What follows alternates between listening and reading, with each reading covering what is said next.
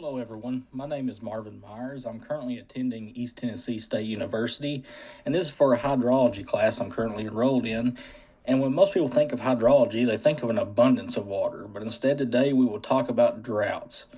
It affects millions of people around the world, causing significant social, economic, and environmental challenges.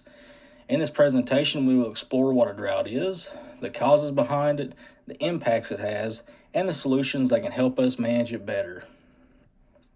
Here's what we will cover today. First, we will define what a drought is and look at the different types of a drought.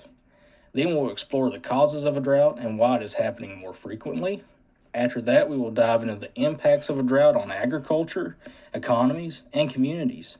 Lastly, we will look into some solutions and strategies to manage drought effectively, followed by some key takeaways. First things first, a drought is essentially a prolonged period of time with significantly lower than average rainfall in a region. There are different types of droughts, such as meteorological, which refers to a lack of rainfall, agricultural, which refers to how crops are affected, and hydrological, which is related to the amount of water supply, and socioeconomic, which occurs when there's not enough water to meet the demands of people's needs. And all these can actually overlap over top of each other, but together they highlight the wide-ranging effects that a drought can have on a community. There are multiple causes of a drought, and they can be natural or human-induced. Natural causes would be situations such as an El Niño, which is a global climate pattern that involves the warming of the central and eastern tropical Pacific Ocean. And because of this, it can lead to a drought. However, human activities account for a large contribution to droughts. For instance, you have deforestation, overuse of groundwater, and climate change. All play a role in making a drought worse. Additionally, poor water management practices, such as inefficient irrigation, can just make the problem worse. Droughts have big impacts on many aspects of life. Agriculture usually gets hit the hardest with crop failures, leading to food shortages and increased prices.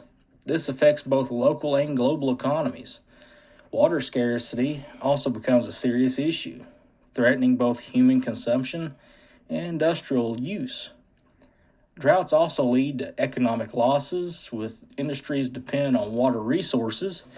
Environmental degradation includes desertification and biodiversity loss, while health can be directly affected by malnutrition and the spread of diseases due to a drought. So what can we do about droughts? There are solutions to help mitigate the issue and adapt to drought conditions, and one key approach is sustainable water management, like rainwater harvesting. You could also improve irrigation systems and protect natural water resources. In agriculture, we can use drought-resistant crops to reduce crop failure and improve food security. Technology can play a role as well, with early warning systems providing better forecasting to prepare for the scenario, actually in advance. We also need strong policies and education to increase the awareness of water conservation and drought resilience. In conclusion, droughts are natural events, but human activities are making them more severe. They have far-reaching effects on economies, agriculture, and the environment. To effectively manage droughts, we need to adopt sustainable practices.